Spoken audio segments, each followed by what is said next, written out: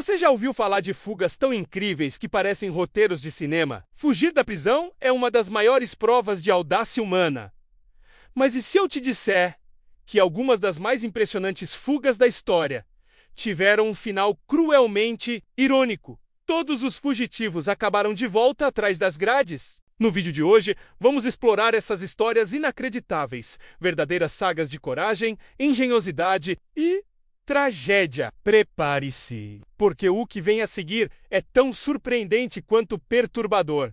Tudo começa em um dos lugares mais aterrorizantes já criados pelo ser humano, Auschwitz. Kazimierz Spichowski tinha apenas 20 anos quando foi mandado para lá. Ele viu a morte de perto todos os dias, viu pessoas desaparecerem por nada, viu o absurdo se tornar rotina. Mas em meio a esse horror, ele tomou uma decisão que parecia impossível: fugir. E não de qualquer jeito, fugir passando pelo portão principal, vestido como oficial da SS. Ele e mais 3 prisioneiros roubaram uniformes, documentos, um carro alemão e simplesmente saíram dirigindo. A cada segundo daquele percurso, um guarda poderia desconfiar. Uma ordem poderia ser dada. Um tiro poderia acabar com tudo. Mas eles passaram.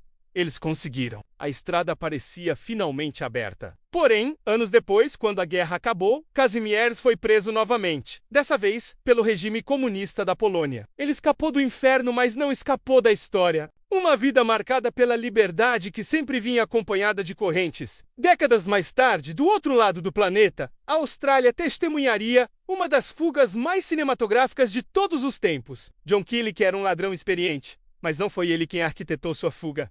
Menos foi sua namorada, Lucy Dúdico, e o plano dela faria qualquer roteirista corar. Lucy simplesmente alugou um helicóptero turístico, rendeu o piloto em pleno ar e ordenou que voasse direto para o pátio da prisão de segurança máxima. A cena é surreal até hoje. O helicóptero pousando no meio dos prisioneiros, o vento levantando poeira, a segurança em choque. E Killick correndo para dentro da aeronave como se estivesse numa missão secreta. Eles decolaram antes que alguém pudesse reagir. Depois viveram semanas de fuga frenética, menos hotéis, cassinos, carros roubados, disfarces. No fim, porém, não foi uma operação policial de elite que os parou, mas um detalhe banal: foram reconhecidos num estacionamento. O romance cinematográfico virou tragédia real. E o helicóptero que os levou à liberdade acabou sendo apenas o caminho mais rápido de volta para a cela. Mas poucas histórias de fuga são tão épicas quanto a da grande fuga de Stalag Luft 3 em plena Segunda Guerra Mundial. O plano envolvia 100 prisioneiros aliados cavando túneis gigantescos sob o solo congelado da Polônia. Meses de escavação, improvisando ferramentas, falsificando documentos, criando um sistema de ventilação, desviando guardas, escondendo a terra retirada dentro das roupas. Era quase uma obra de engenharia militar, realizada dentro de um campo de prisioneiros. Quando a noite da fuga chegou, 76 homens conseguiram sair pelo túnel. 76 é um número que desafia a lógica. Mas a liberdade durou pouco. Os alemães iniciaram uma das maiores caçadas humanas da guerra. A maioria foi recapturada e 50 foram executados por ordens diretas.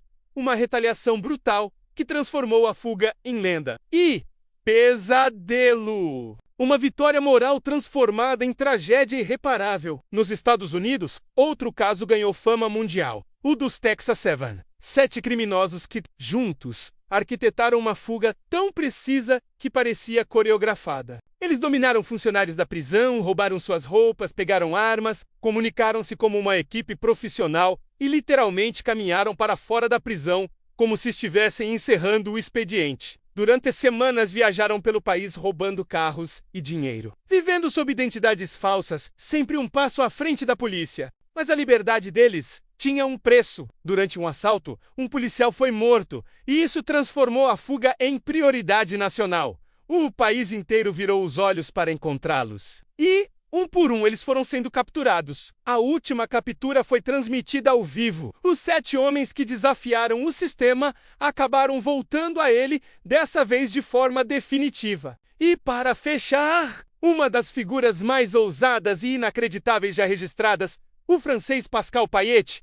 Ele não fugiu apenas uma vez, nem 2, 3, todas por helicóptero. Cada fuga era mais ousada que a anterior. Payet agia como um anti-herói de filme de ação. Helicópteros roubados, pilotos rendidos, comandos descendo pelo teto da prisão. Operações calculadas por meses. Ele virou lenda entre prisioneiros e policiais internacionais. Mas, como sempre, a vida real cobra seu preço. A polícia francesa intensificou a caçada, colocou vigilância especial e finalmente conseguiu capturá-lo de vez. Dessa vez, não haveria telhado, helicóptero, cordas ou aliados. Payet foi fechado em um sistema onde cada detalhe era pensado para impedir exatamente ele. 5 fugas! 5 histórias tão espetaculares que qualquer uma poderia virar filme. Mas no fim, todas provam a mesma coisa. A liberdade conquistada no grito, no risco e na adrenalina é sempre uma liberdade frágil. Ela pode durar dias, semanas, às vezes até meses,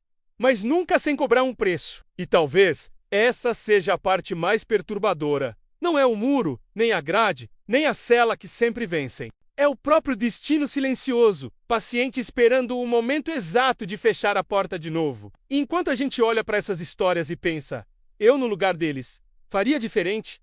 Uma verdade desconfortável permanece. Não importa o quão brilhante seja o plano, o quão ousado seja o golpe, o quão perfeita pareça a rota de fuga, sempre existe um detalhe minúsculo, invisível, imprevisível, pronto para transformar liberdade em captura. No final das contas, é esse pequeno detalhe, esse fio quase imperceptível, que separa o fugitivo do prisioneiro. E é exatamente isso que torna essas histórias tão impossíveis de esquecer.